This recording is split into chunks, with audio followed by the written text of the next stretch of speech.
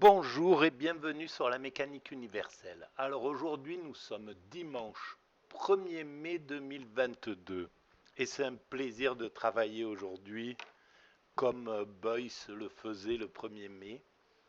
Joseph Beuys, il balayait une place à Berlin. Voilà, en signe de résistance. Donc je continue ma lecture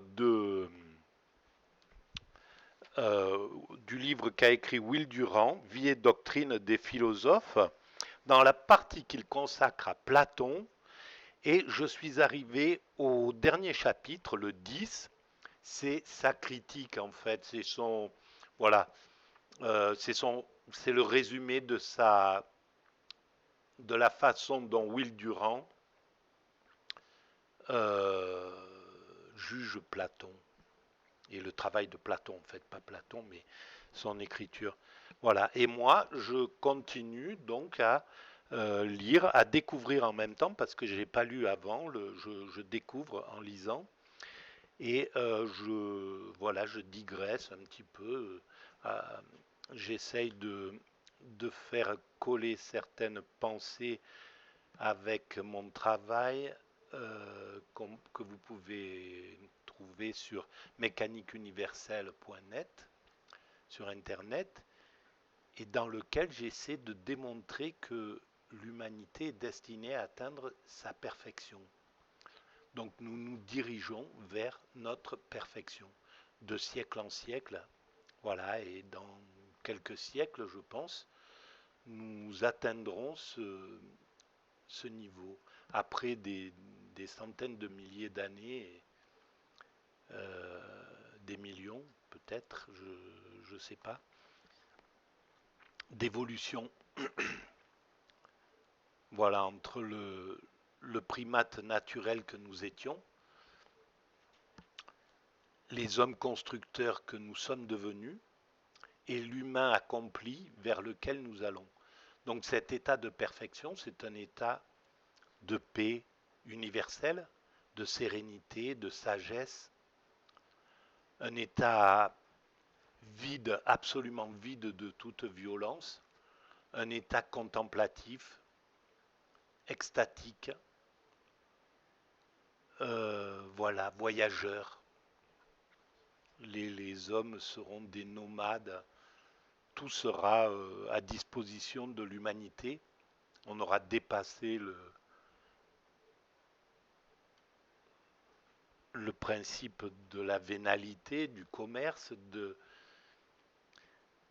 des choses qui sont notre moteur aujourd'hui, hein, qui sont, voilà, il n'y a pas à critiquer c'est la façon dont nous évoluons. Nous avons besoin de, même de notre agressivité, de notre compétition, de notre désir de nous enrichir, de notre clanicité, de notre esprit euh, belliqueux.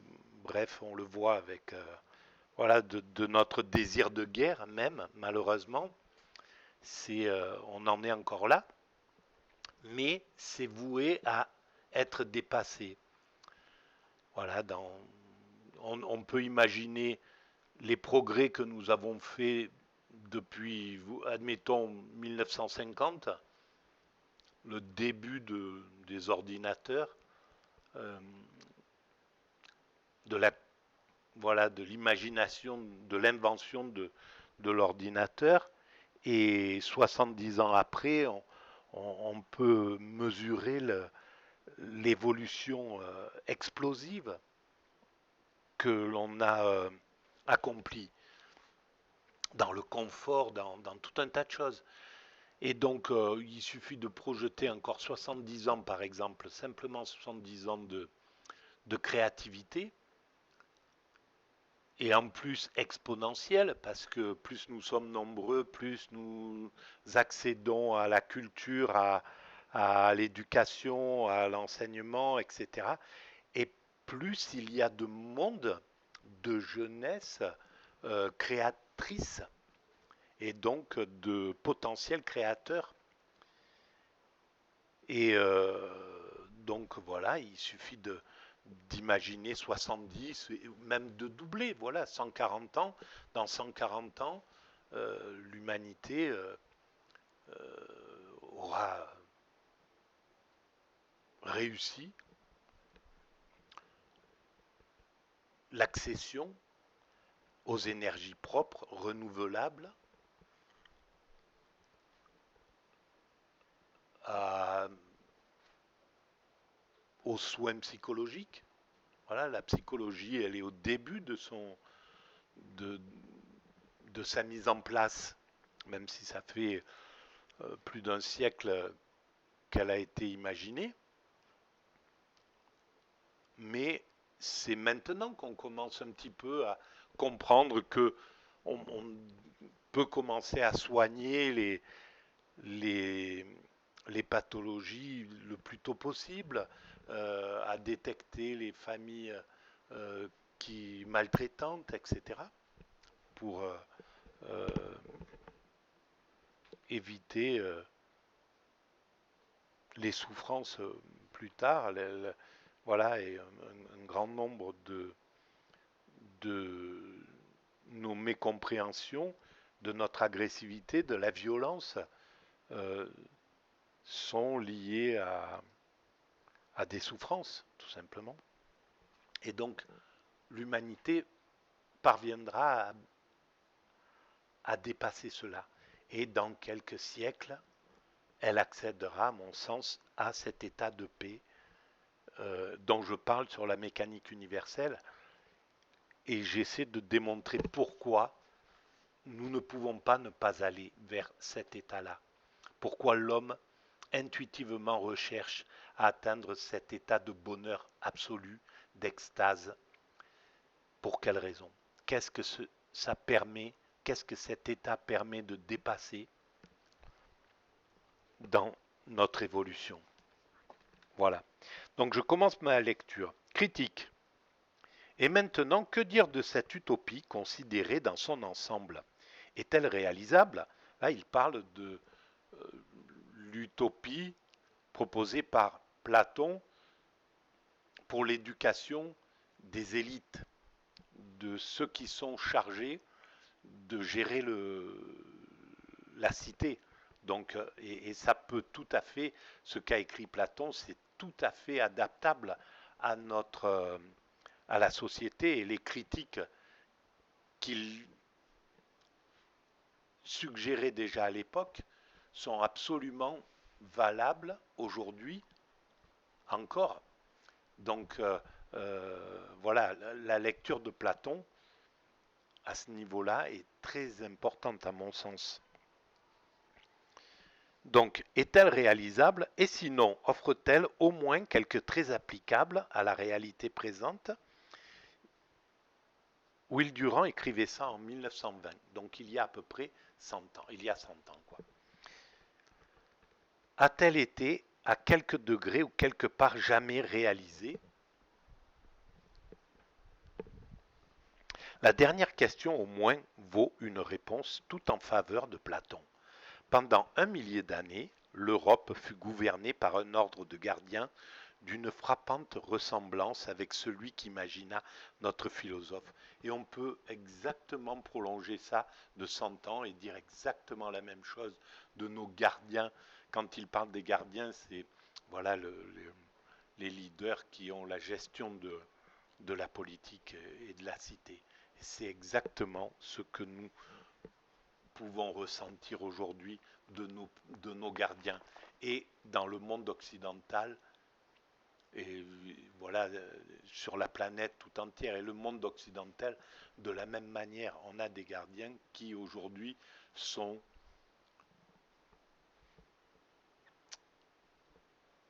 ne sont pas les meilleurs arrivés en haut. Voilà. Malheureusement, euh,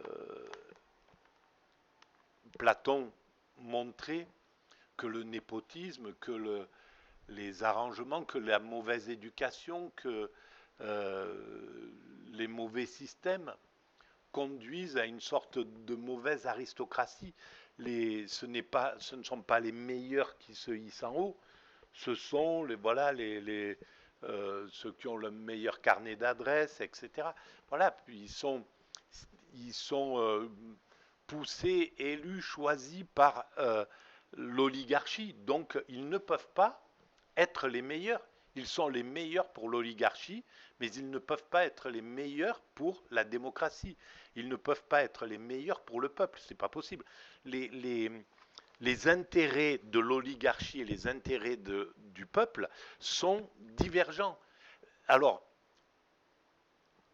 chacun les deux intérêts sont importants.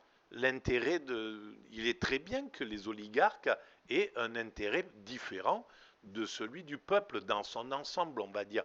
On fait une généralité, une globalité du peuple. Évidemment, dans le peuple, il y a toutes les pensées, il y a toutes les convictions. Mais globalement, le peuple est beaucoup moins offensif que les oligarques, moins entrepreneur, moins libéral, moins ultra-libéral, on va dire, voilà, moins agressif, moins teigneux, moins, voilà, tout un tas de, de, de qualités qui font l'oligarchie, qui font que, et ben voilà, un Zuckerberg, je sais pas moi, voilà, un tapis, il a des qualités propres qui sont importantes, qui sont très importantes pour son métier. Mais c'est très bien pour le business, mais c'est pas bon pour l'humanité. On ne peut pas faire de l'humanité, on ne peut pas faire d'une nation et de chaque nation une entreprise. Ça ne marche pas. On est sur une autre valeur. Et là, le peuple rentre tout de suite en souffrance dès qu'on part dans ce genre de mécanisme. Et c'est exactement ce que préconise depuis 30-40 ans, depuis la tombée dans le néolibéralisme, c'est ce que préconisent les nouveaux dirigeants qui sont élus par l'oligarchie, qui sont les enfants de l'oligarchie, et donc qui préconisent des valeurs oligarques qui ne vont pas du tout euh, avec le peuple. Voilà, par exemple, une chose me vient tout de suite en tête là, le grand symbole dans la dernière compétition pour, les, pour les présidentielles, le, le grand symbole de celui qui est poussé par l'oligarchie, c'est Z. Voilà, c'est le représentant de l'oligarchie. Et une seule de ces propositions, privatiser, par exemple, les radios publiques, donc France Inter, France Culture, etc., etc.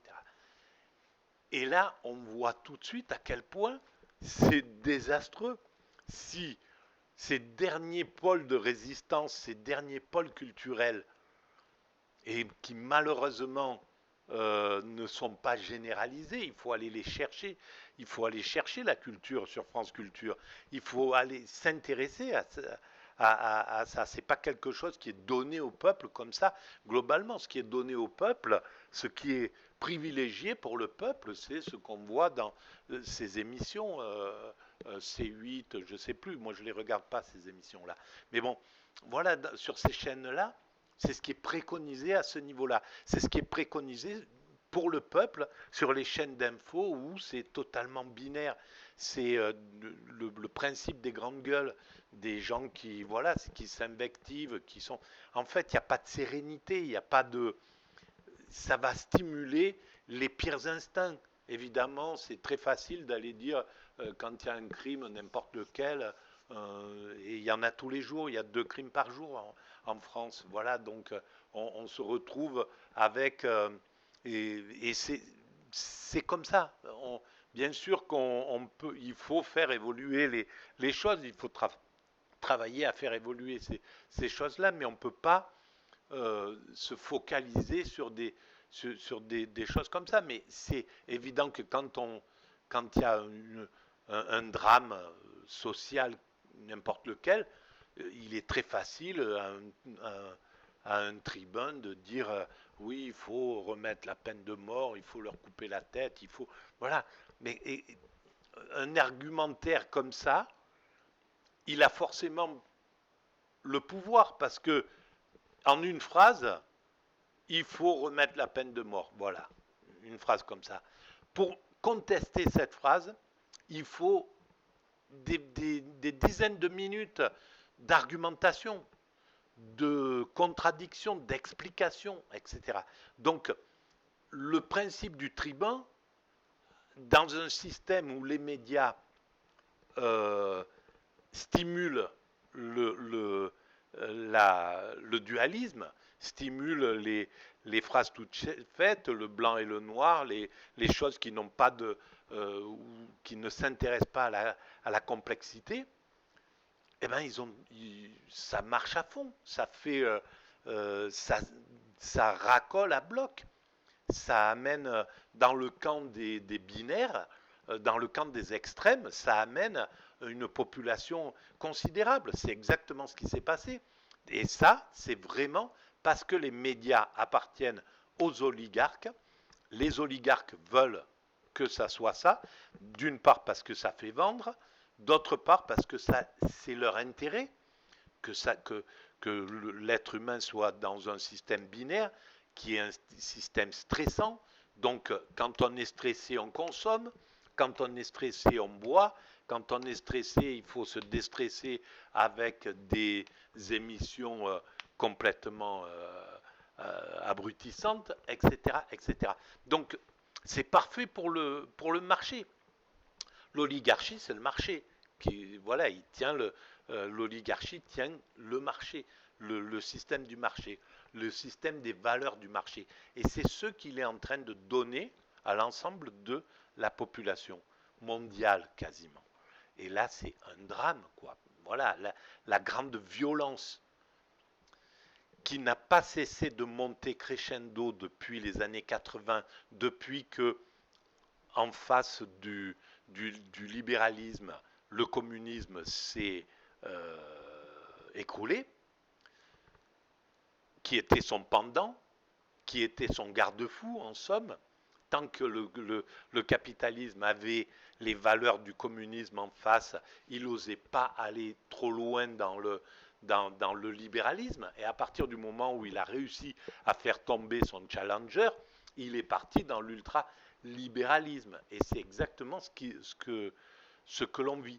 Et donc depuis, cette toute-puissance, elle engendre naturellement du, euh, de la violence, de la cruauté, de l'indifférence envers autrui, de l'écart entre riches et pauvres. Enfin, c'est naturel, c'est un mécanisme naturel. Et donc, là, on arrive au paroxysme de ça. Et le paroxysme de, de cet ultralibéralisme, c'est la guerre en Europe après 70 ans de paix. Voilà, après 70 ans de paix, il a suffi de 4 décennies d'ultralibéralisme pour qu'il nous remette dans un système de guerre. C'est ça. Voilà, en fait, il a tellement dégradé les choses, il a tellement fait des écarts entre riches et pauvres, il a tellement mis une obscénité de vie, des gens qui sont tellement mal, dans un mal de vivre, dans un état de dépression. La France est dans un état de dépression, mais l'Europe est dans un état de dépression. L'Amérique est dans un état de dépression. Et donc ils ne savent plus comment gérer cette chose-là. Une fois que ces écarts sont constitués, une fois que cette nouvelle oligarchie s'est constituée, s'est enrichie, a accumulé tout un tas de richesses, parce qu'en fait, la richesse, elle est toujours la même, sauf que si les riches ont de plus en plus de richesses, les pauvres en ont de moins en moins, parce que le pot commun, il est là, il n'y a pas de richesse qui se crée en plus. Donc, le système oligarchique se contemple les dégâts qu'il a fait, il voit qu'il est au bord de la révolution ici en Amérique. Bon, c'est insupportable et il ne sait plus comment gérer les choses, tout simplement parce qu'ils n'ont pas le courage et ils n'ont pas la force d'aller dire à l'oligarchie, stop, maintenant, on arrête, vous reculez, vous, vous laissez tomber euh, tout le, tout le service social, les choses que vous êtes en train de, tout ce que vous êtes en train de vendanger, les services publics, etc., etc. On remet du social, on remet de l'entraide, on remet de la paix sociale, on remet du travail heureux, on arrête le stress, on change les valeurs dans les médias, on vous vire des médias, les médias reviennent dans un centre commun qui n'appartient à personne, où ils peuvent être totalement libres, indépendants du politique, de l'oligarchie et du peuple en même temps. Voilà, avec une vision claire du peuple, parce que c'est le peuple qui est souverain en démocratie. Donc voilà, on revient sur ça et vous ne bronchez pas, vous payez plus d'impôts, vous partagez, voilà, on ramène un système, un libéralisme à visage humain. Mais ça, ils n'ont pas la capacité parce que les hommes politiques qui ont été élus par les oligarques sont naturellement fragiles, faibles et soumis. Ils ont un esprit élitiste et donc ils vénèrent ces patrons d'industrie. Ils sont dans une sorte de soumission devant ces icônes à qui ils voudraient ressembler. Ils n'ont pas du tout d'âme démocratique. C'est pourquoi ils maltraitent la démocratie. C'est pourquoi ils ne s'intéressent pas vraiment à la démocratie. Il faut qu'ils y soient obligés, ces nouveaux hommes politiques. Donc ils n'ont pas les moyens de s'opposer à cette oligarchie. Et donc l'oligarchie et le politique se retrouvent devant quelque chose de dramatique, c'est-à-dire un monde social complètement désuni, désorganisé, maltraité, et il n'y a plus que la guerre qui peut sauver ce système, en somme. Voilà, et c'est exactement ce qui s'est passé dans les années 30. Le système est en crise. Il y a eu de l'abus de tous les côtés. Il y a un truc qui n'arrive plus à gérer. Et c'est la guerre qui s'impose. Et pour eux, c'est presque une bénédiction en fait pour sortir de ce marasme. Et peut-être que pour l'humanité, c'est la seule solution pour sortir d'un mécanisme qui ne qui parvient pas à s'organiser correctement et universellement en plus, parce que c'est un peu ça, quoi, voilà, qu'il faudrait arriver à faire. Et c'est peut-être exactement ce qui s'est passé entre les deux grandes guerres. Pourquoi en 1936, donc il y a le Front populaire qui arrive, il y a un système qui amène du social, qui amène des nouvelles idées, etc. Et il n'a pas la force de lutter contre un système réactionnaire qui le maltraite et qui le vire, qui l'empêche de vraiment faire une politique, quoi, qui l'empêche de faire une politique paisible. Et donc, ce sont les plus violents qui l'emportent, et les plus violents entraînent les plus violents ici en France, en Allemagne, etc. Et donc, c'est la guerre qui va s'imposer à ce moment-là. Voilà.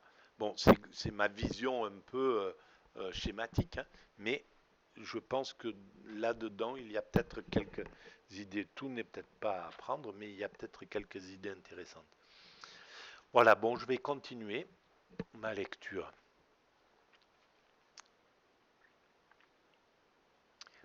Alors donc, la dernière question au moins vaut une réponse tout en faveur de Platon.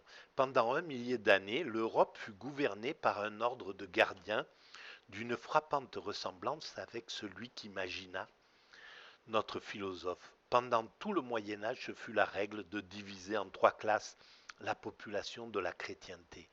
Laboratores, les travailleurs, bellatores, les soldats, oratores, le clergé.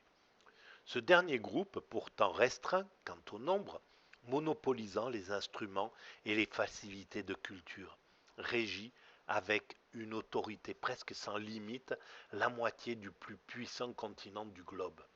C'est exactement ce qui se passe avec l'oligarchie.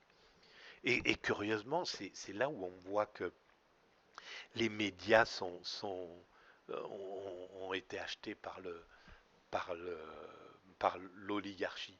Parce que bien sûr qu'il le rappelle une fois par an, quoi, comme il rappelle à l'entrée de l'hiver le nombre de morts, de SDF morts. Voilà, ils font une sorte de, de minimum syndical. Donc il parle euh, de ce scandale des richesses. Mais ça glisse, quoi, un petit peu.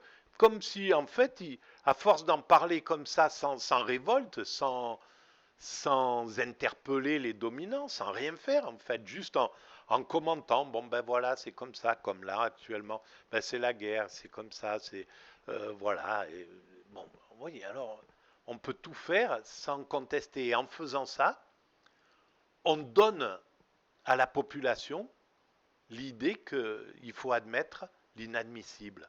Et on permet d'admettre l'inadmissible. Et là, c'est quand même vraiment un scandale et c'est exactement ce qui se passe.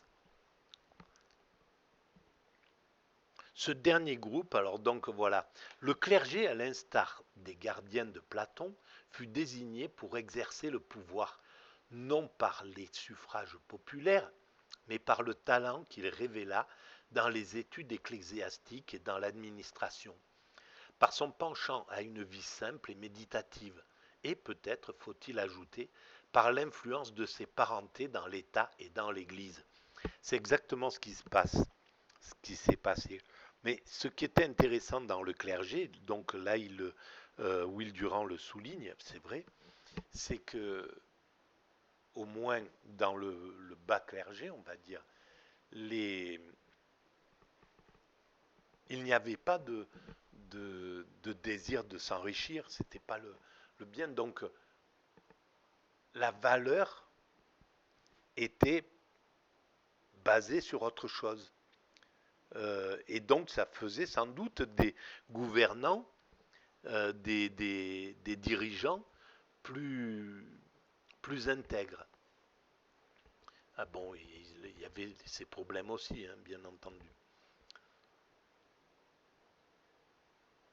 Dans la dernière moitié de la période pendant laquelle il gouverna, le clergé fut affranchi des soucis familiaux autant que Platon lui-même pouvait le désirer. Et c'était ça aussi. Platon, il préconisait que ses dirigeants, ses gouvernants, euh, ses leaders ne devaient pas se marier pour faire de la politique pour l'État. Et dans certains cas, semble-t-il, ne jouit pas médiocrement de la liberté de procréation accordée aux gardiens. Le célibat faisait partie de la structure psychologique de la puissance cléricale, car d'un côté le clergé n'était pas entravé par l'égoïsme étroit de la famille, et de l'autre, son apparente maîtrise des désirs charnels, ajoutée au respect timoré que lui vouaient les laïcs et à l'empressement des pécheurs à révéler leur vie au confessionnal. Bien sûr, tout ça, c'était assez, voilà, c'était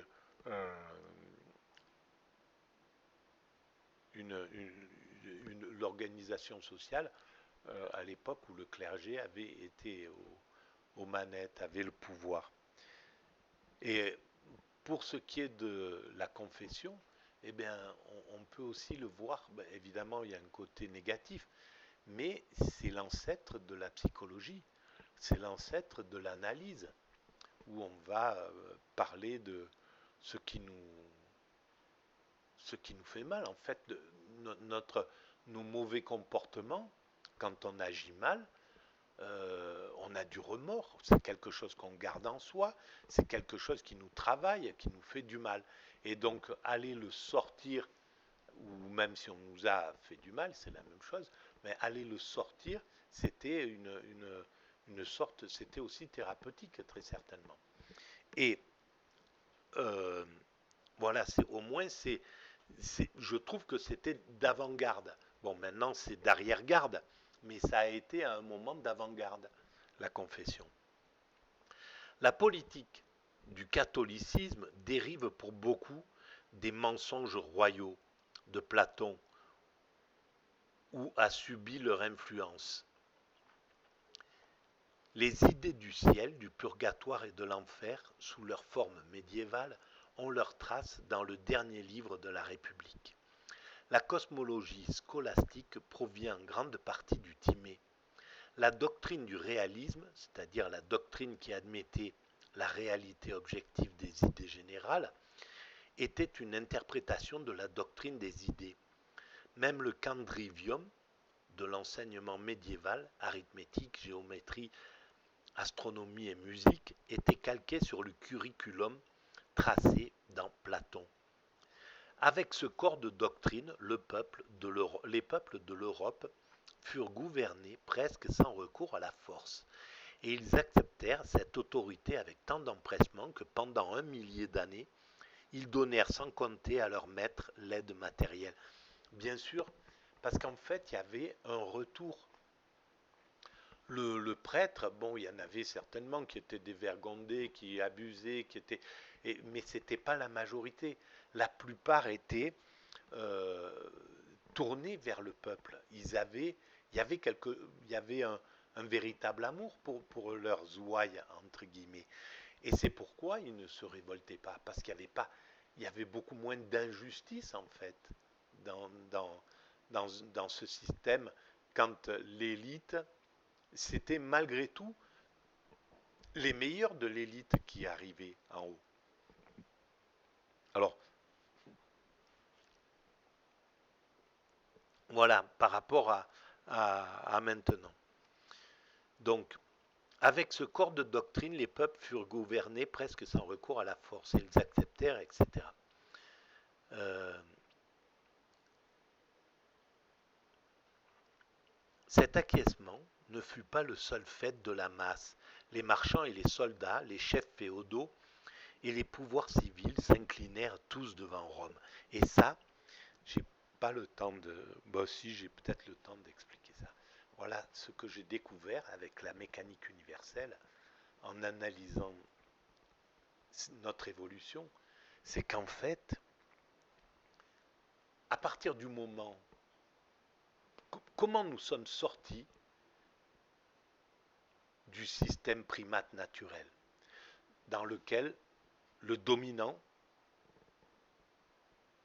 impose sa loi, thésaurise les privilèges d'une manière absolue. Et il est harcelé par les prétendants qui cherchent à prendre sa place, il attaque, etc. Il reflue, il attaque, il reflue, il attaque, il reflue, jusqu'à ce que un parvient à renverser le dominant, prend sa place, devient le dominant, etc., impose sa propre loi, etc. Ce mécanisme, pour en sortir, il n'y avait qu'une solution, et c'est là où c'est extraordinaire l'évolution. C'est d'une beauté magique, parce qu'à partir du moment où l'homme a mis au-dessus du dominant Dieu, un dominant encore plus puissant et absolu, auquel le dominant laïque, l'aristocrate guerrier qui avait pris le pouvoir, devait se soumettre, à partir de là, il a dû quitter la toute-puissance.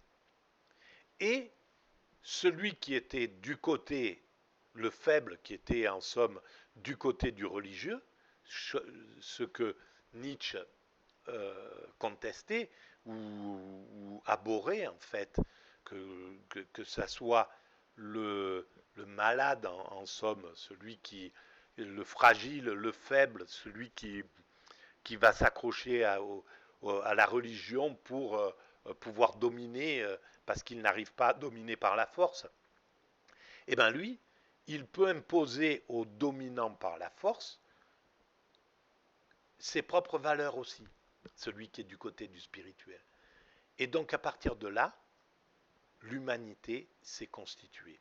Elle est sortie du système naturel du primate qui renverse, qui, voilà, qui domine de manière euh, hermétique les pouvoirs.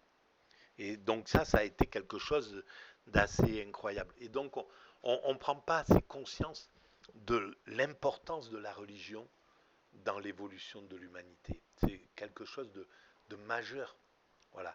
Et quand aujourd'hui, ça m'irrisse les cheveux de voir qu'on jette le spirituel, la religion avec l'eau du bain, quoi. Qu'on jette les valeurs et tout ce qu'a apporté le système religieux. Je ne suis pas favorable pour un retour religieux.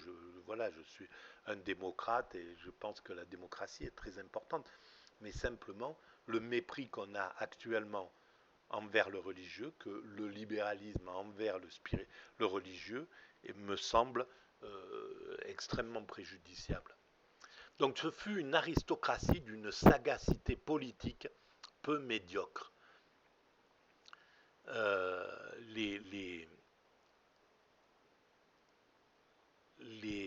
la religion.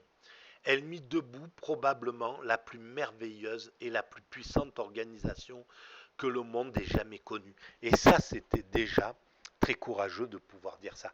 Là, je découvre ça et je découvre encore que ce Will Durant, c'est un vulgarisateur de la connaissance, de la philosophie, etc. Et donc, qu'on a oublié, on les oublie, ces hommes qui apportent à l'humanité des choses extraordinaires. Et il avait une vision tout à fait ouverte, complètement, une intuition, une intelligence incroyable, parce que déjà à cette époque, je pense que le, la laïcité, elle était radicale déjà. Le religieux était sans doute euh, méprisé, quoi. De pouvoir accorder quelques circonstances atténuantes aux religieux, c'était sans doute mal vu à l'époque. Et donc lui reconnaître des vertus comme celle-ci, la plus puissante organisation que le monde ait jamais connue. Les jésuites, qui pendant un temps régnèrent sur le Paraguay, furent des gardiens semi-platoniciens, une oligarchie cléricale puissante par le savoir et le talent au sein d'une population barbare.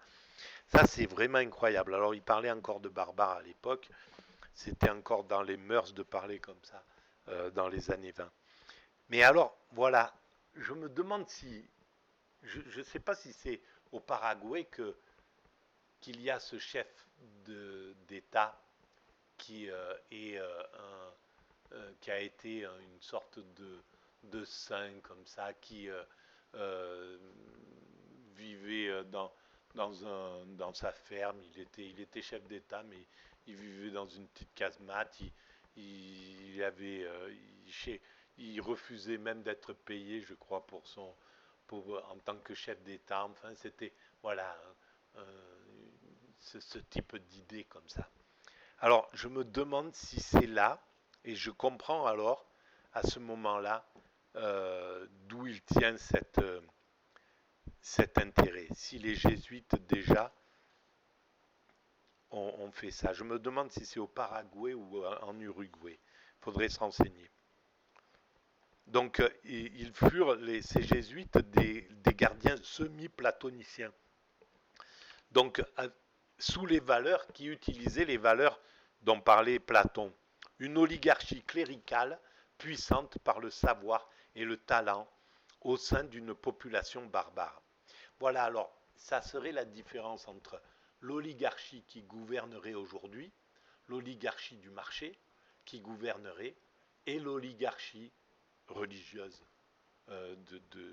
des jésuites. Je pense que les deux ont des qualités et les deux ont des défauts. Mais je pense que c'est moins supportable, c'est moins favorable à l'humanité, au peuple, d'être gouverné par les oligarques du marché que par des oligarques euh, religieux. Pendant un moment, le Parti communiste qui prit le pouvoir en Russie après la révolution de novembre 1917, donc lui il écrit 3-4 ans après, adopta une forme qui rappelait étrangement la République. Mais ça aussi on l'ignore. Voilà, on ignore que le Parti communiste a essayé de gouverner selon des lois bien meilleures que ce qu'elle est devenue avant qu'elle sombre dans la dictature. Et malheureusement, ce sont les violents qui l'emportent quand ça sort d'une révolution. Et c'est ça le problème, c'est que à la sortie de la révolution, c'est la violence qui s'impose. Et donc, c'est pas très intéressant la révolution pour le peuple. Il faudrait une révolution de velours qui ne soit pas violente. Mais comment la faire? Une révolution intelligente qui ne laisse pas, qui est déjà organisée ou qui permette l'organisation d'un passage d'un système à un autre en douceur et en ayant déjà toutes les structures, qu'on ne soit pas obligé de se battre entre dominants, comme ça a été le cas en Russie, où voilà, Staline il a emporté sur des Trotsky et d'autres qui avaient des idées beaucoup plus progressistes et qui auraient pu faire du communisme une autre mise en pratique. Voilà, et c'est ça. C'est souvent les violents qui l'emportent dans ces trucs-là. C'était une minorité unie presque par une conviction religieuse qui brandissait les armes de l'orthodoxie et de l'excommunication, aussi rigidement dévouée à sa cause que n'importe quel saint à la sienne, et menant une vie sobre tout en régentant la moitié du sol de l'Europe.